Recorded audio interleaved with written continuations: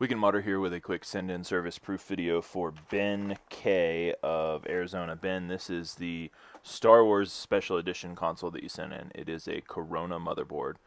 Did not require a postfix adapter, and it's a 16 megabyte, so I believe that makes it a Corona V1. I love those startup sounds.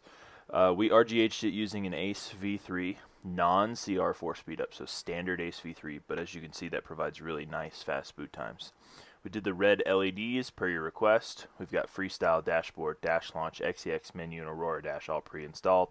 The disc taped to the top of the console here has your original NAND dumps on it. It's got your CPU key, the NAND dump 1, NAND dump 2, and the UPD flash.bin files, which are what you would need to build new NAND images in the future.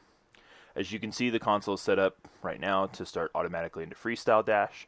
But just check out the other video links that will come in your final confirmation email, because inside there is a kind of walkthrough or guide on how to navigate between the various pieces of software. So thank you for your business. This will actually ship out today, and we'll get this thing underway for you. So appreciate it and hope you enjoy. Thanks.